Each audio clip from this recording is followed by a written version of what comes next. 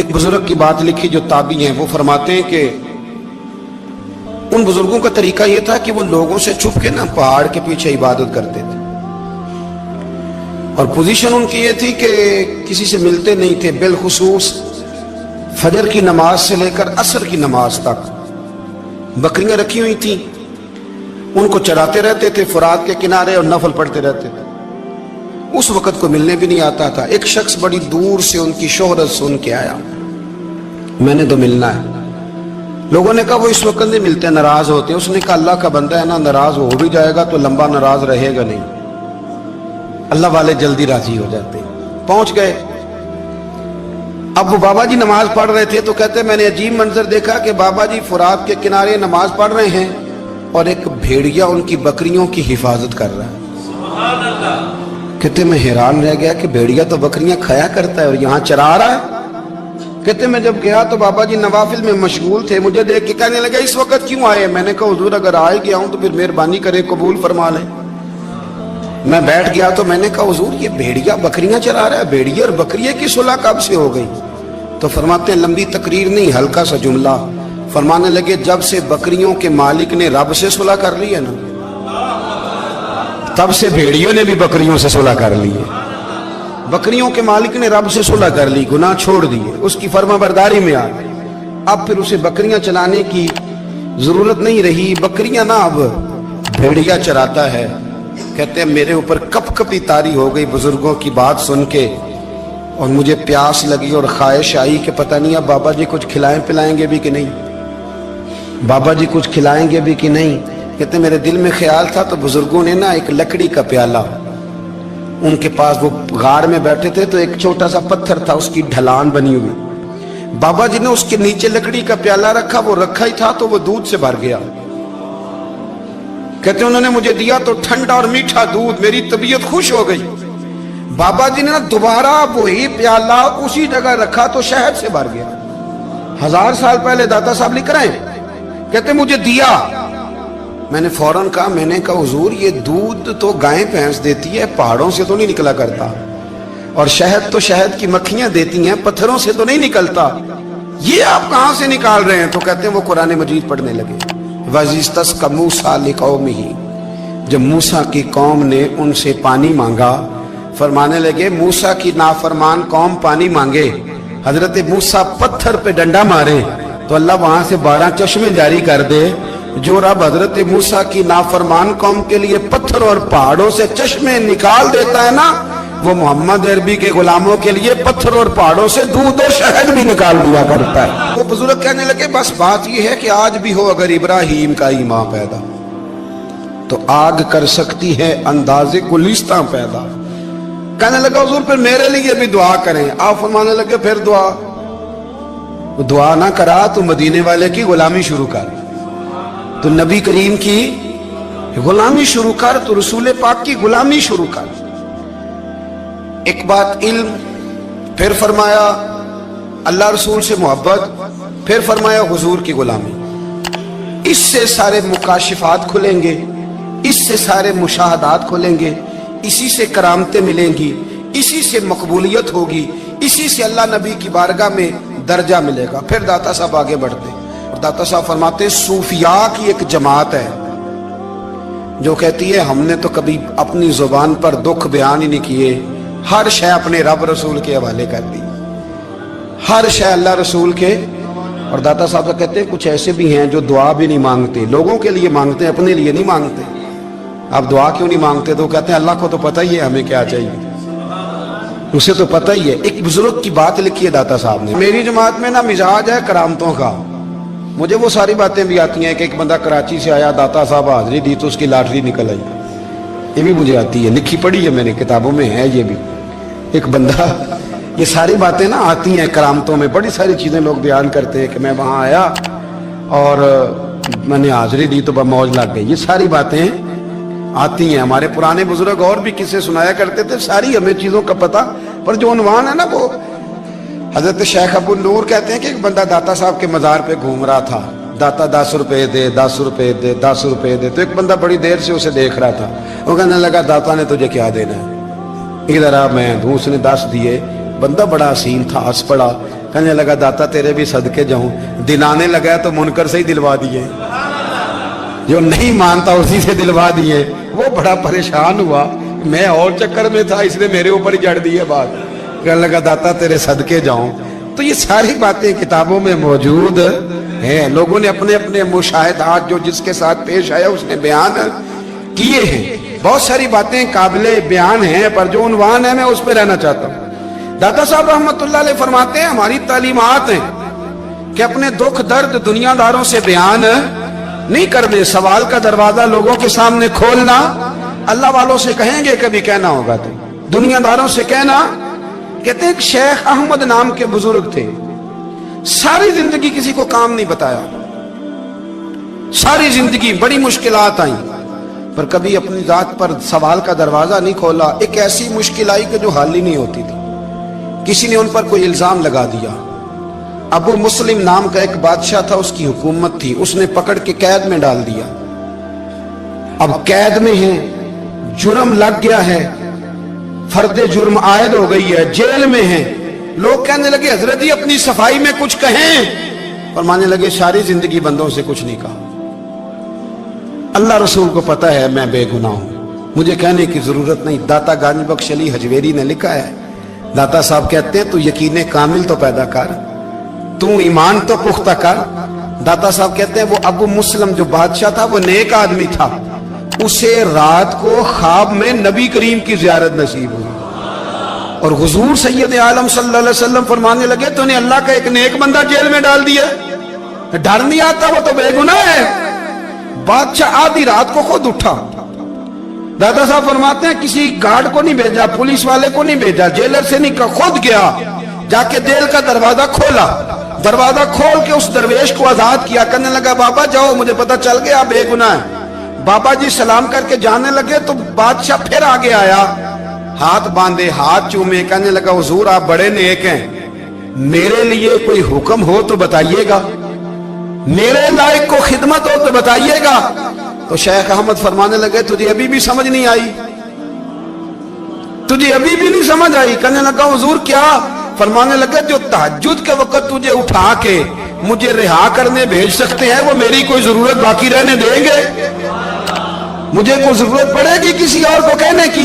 जो तहज्जुद के वक्त तुझे उठा के भेजते हैं कि जा खोल जाके दरवाजा, वो जरूरत रखेंगे मेरी? जरूरत मुझे रहेगी कि मैं तुझे और कोई काम, अभी भी तुझे समझ नहीं आई? तो दाता अली अजमेरी रहमतुल्लाह अलैह फरमाते हैं असल में हमारी तबीयत है, हमने बंदों से दिल लगा लिया है। दिल अल्लाह रसूल से लगाओ, किसी बंदे से लगाना तो उससे लगाओ जो अल्लाह वाला हो।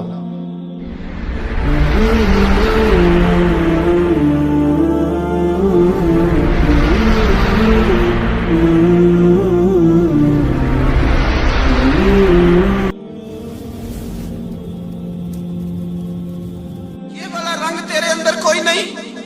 अबू सुफियान आए उन दिनों जिन दिनों हालात बड़े कठिन थे, इख्तलाफ शिद्दत का था। अबू सुफियान आए हुजूर की बारगाह में। आए किस लिए?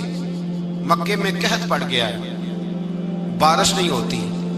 उधर उस समामा बिन असाल यमामा कबीले के सरबराह कलमा पढ़ के मुसलमान हो गए। सारी गंदम उस कबीले से आती थी। समामा कहने लगा तुम मेरे मुस्तफा को नहीं मानते, कोई गंदम नहीं, भाग जाओ। एक बारिश कोई नहीं, दूसरी गंदम कोई नहीं। अबू सुफियान तड़प के दरे रसूल पे हाजिर हुए। अभी थोड़े दिन गुजरे हैं, ओहद में हुजूर के दांत शहीद किए। अभी थोड़े दिन गुजरे, हुजूर को सताया है। अभी थोड़े दिन गुजरे, हजरत अमीर हमजा का कलेजा निकाल के चबाया है। अभी थोड़े दिन गुजरे, हजरत अनस बिन नजर की गर्दन काटी। अभी थोड़े दिन गुजरे, अब्दुल्ला बिन जहश के टुकड़े किए। अभी थोड़े दिन गुजरे, हुजूर को सताया है, तड़पाया है। पर हजरत अली शेर खुदा फरमाते मैं मानने वाला उस रसूल का हूं इसके दांत शहीद हो गए। ओहद के अंदर सारी दाढ़ी लहू से भर गई। फरमाते मैं रो पड़ा और मैंने कहा महबूबा आप नहीं मुझसे बर्दाश्त होता, दुआ करें अल्लाह इन पे अज़ाब नाज़िल करे। उठाए हाथ, आप दुआ करेंगे तो अल्लाह तबारक व तआला दो पहाड़ियों में पीस डालेगा। हजरत अली कहते हैं मैंने अर्ज की तो हुजूर ने हाथ उठाए और दुआ क्या दी, अल्लाहुम्मा हदी कौमी फइन्नहुम ला यअलमून। ऐ अल्लाह मेरी कौम को हिदायत दे दे, ये जानते नहीं ये क्या कर रहे हैं। अल्लाह इन्हें हिदायत दे। ये इखलाक हसना का मेयार थोड़े दिन पहले हुजूर के साथ ये रवैया। अबू सुफियान अब बेहाल हो गए, बच्चे भूख से मरने लगे, जानवर प्यास से मरने लगे। अबू सुफियान छुपता छुपाता कहने लगा चारा कोई नहीं, मुस्तफा के पास जाना ही पड़ेगा। अबू सुफियान मदीने पहुंच गए। जब पहुंचे ना तो अबू सुफियान की अपनी साहिबजादी हजरत उम्मे हबीबा उम्मुल मोमिनीन थी, रसूलुल्लाह की ज़ौजा थी। अबू सुफियान जब आए तो हजरत उम्मे हबीबा के पास सीधे उनके घर गए बेटी से मिलने। हुजूर का बिस्तर बिछा हुआ था, हजरत उम्मे हबीबा हुजूर की ज़ौजा उम्मुल मोमिनीन बिस्तर बिछाए। अबू सुफियान बैठने लगे, जनाब उम्मे हबीबा कहने लगी अब्बा जी ठहर जाएं। वो ठहरे तो बिस्तर समेट दिया। कहने लगे बेटी शायद तेरे घर में कोई कीमती बिस्तर नहीं, गुर्बत छुपाने के लिए बिस्तर समेट रही हो। जनाब उम्मे हबीबा कहने लगी अब्बा तू मुसलमान नहीं ना हुआ, अभी तेरी सोच काफिरों जैसी है, तू यहाँ आके खड़ा हो ना जहाँ मैं खड़ी हूँ, फिर तुझे रसूलुल्लाह की मोहब्बत के रंग का पता चले। तू अभी खड़ा वहां है जहां तुझे कुफर ही कुफर सुनाई और सुझाई देता है। बिस्तर इसलिए नहीं समेटा कि माज़अल्लाह कम कीमत था, मैंने इसलिए समेटा है कि तू नजस है, नापाक है, अभी कलमा नहीं पढ़ता। और ये उस रसूल का बिस्तर है कि जो बिस्तर में मौजूद होते हैं तो जिब्रील अमीन कुरान लेके तशरीफ ले आते हैं। तेरा वजूद इस काबिल नहीं कि यहाँ बिठाया जाए। नबी पाक सल्लल्लाहु अलैहि वसल्लम की बारगाह तक अबू सुफियान आए। अबू सुफियान कहते मुझे उम्मीद नहीं थी, अभी सोच नहीं ना बदली थी, कहते मुझे उम्मीद नहीं थी, मेरा ख्याल था वो शिकवे करेंगे, शिकायतें करेंगे, वो कहेंगे तुमने भी तो बड़ा कुछ किया है ना। अबू सुफियान कहते हैं मैं कुर्बान जाऊं, मैंने ये रंग देखा तो मदीने की फिजा वैसे ही बड़ी ठंडी थी, लेकिन मुस्तफ़ा करीम के साथ जब मैंने बात की तो मेरे वजूद पर गिरिया तारी हो गई, मेरे ऊपर कैफियत तारी हो गई, मैं तड़पने लगा। कहते मैंने कहा महबूबा मैं आया हूं, आपका कलमा पढ़ते ही समामा ने गंदम बंद कर दी है, बारिशें रुक गई हैं, मक्के के लोग भूख और प्यास से मरने लगे हैं, महबूबा बेटियां रोती हैं, या रसूल अल्लाह माएँ उनकी छातियों में दूध खुश्क हो गया है, बच्चे बिलकते हैं। अबू सुफियान कहते हैं मैं दुश्मन था, सारे मक्के के लोग दुश्मनी करते थे, लेकिन जब मैंने ये लफ्ज कहे ना अचानक मेरी नजर उठी तो मुस्तफा करीम की तो आंखें आंसू बरसा रही। कहते मेरी बात भी मुकम्मल ना हुई, हुजूर ने पहले रुक्का मंगवाया समामा के नाम, फरमाया पहले तू इन्हें गल्ला अपनी मर्जी से देता था, अब तेरे नबी का हुक्म है कि पहले से बढ़कर तूने गल्ला देना है। और फिर मेरे मुस्तफा ने हाथ उठाए। और भाई मुश्किल होता है, मुश्किल होता है, सगे भाई के लिए लोग दुआ नहीं करते, कहते मेरा शरीका है, सास बहू के लिए बहू सास के लिए दुआ नहीं मांगती, कहते इख्तलाफ है, लोग लोगों की जिंदगी नहीं मांगते, बीमारी में शिफा नहीं मांगते। अबू सुफियान कहते हैं आमना के लाल तेरे कुर्बान जाऊं। हुजूर ने हाथ उठाए और कहा है अल्लाह मक्के की संगलाख पहाड़ियों पे बारिश बरसा, ऐ अल्लाह खेतियां हरी कर दे, ऐ अल्लाह माओं की छातियों में दूध भर दे, अल्लाह औरतों को ताजगी दे दे, बच्चों को रानाई दे दे, फलों फूलों को ताजगी दे दे। अबू सुफियान कहते पहले हुजूर रो रहे थे और जब नबी पाक की दुआ देखी तो मैंने रोना शुरू कर दिया, मैंने रोना शुरू कर दिया। कहते वापस आया तो वो एहसास कि यार ये मैं किस शख्स से मिल के आया हूँ, ये किस किस्म के आदमी से मिल के आया हूँ, ये कैसा रंग है, ये किस किस्म का अंदाज है कि जिसको मैं पत्थर मारता रहा वो मेरे लिए दुआएं लेके बैठा हुआ है, जिसको सारी जिंदगी सताया है वो मेरे बच्चे के लिए रोता है, मेरी बेटी के लिए उसकी आंख में आंसू है, वो हमारे लिए तड़प रहे हैं। मेरे भाइयों, अबू सुफियान कहते हैं फिर दूसरा जलवा मैंने तब देखा जब हुजूर मक्के आए, और मैं तो आखिर तक लड़ने आया था ना, हुदैबिया तक। कहते हैं जब रसूल पाक मक्के आए और हुजूर ने ऐलान माफी किया तो बनता तो ये था कि मुझे सजा मिलती, लेकिन मेरे मुस्तफ़ा करीम ने फरमाया जो अबू सुफियान के घर में चला जाएगा मैं उसे माफ कर दूंगा। कहते हैं मैंने कहा ये मेरे लिए किस किस्म की सजा तजवीज की है कि मैं उम्र भर दुश्मनी करता रहा और यहाँ रंग अजीब है। हुजूर ने मेरे लिए ही एजाज लिख दिया, फरमाया जो अबू सुफियान की हवेली में दाखिल हो गया मैंने माफ किया। अबू सुफियान कहते हैं पता नहीं कितने पर्दे थे जो उठ गए, पता नहीं कितनी मंजिलें थी जो तय हो गई, पता नहीं कितने जलवे थे जिनका नजारा हो गया। और मैंने गौर से चेहरा देखा तो मेरी आंखों से पट्टी उतर गई। اور مجھے عبداللہ کے یتیم بیٹے کے پیچھے محمد رسول اللہ کے جلوے نظر آنے شروع ہو گئے۔ اخلاقی قدریں جب موجود رہتی، یہاں تو لوگ مرے ہوئے شخص کو مارتے ہیں، یہاں تو سڑک پر کتنی گراوٹ ہے اور کتنا گر گیا ہے اخلاق ان لوگوں کا، ایکسیڈنٹ ہو گیا ہے، ٹرین کی پٹری سے اتر گئی ہے، چیخو پکار ہے، آہیں ہیں، تڑپنا ہے، رونا ہے، سسکیاں ہے، ماں کا بازو کٹا ہے پر وہ چیختی ہے ذرا میرے بیٹے کا پتہ کرو، باپ کی آنکھوں میں ریت پڑ گئی ہے پر وہ تڑپتا ہو میرا بیٹا تھا، چیخو پکار ہو رہی ہے۔ پر ظلم ہے اس قوم کا کہ جو بچانے والے آئے ہیں وہ پہلے آتے ہی ان کی جیبیں ٹٹول رہے ہیں، ان کے بٹوے دیکھ رہے ہیں، گری ہوئی عورتوں کے، یہ آپ اٹھا کر دیکھیے اخبارات، عورتوں کے گری ہوئی عورتوں کے کانوں سے بالیاں نوچی گئیں اور ان کے کان تک کٹ گئے۔ یہ اس قوم کا حال ہے۔ اقبال کہتے ہیں جنہیں آتا نہیں دنیا میں کوئی فن تم ہو اور بیچ کھاتے ہیں جو بزرگوں کا کفن تم ہو۔ تم وہ لوگ ہو جو کفنوں پہ سودے کرتے ہو، جو قبروں پہ سودے کرتے ہو۔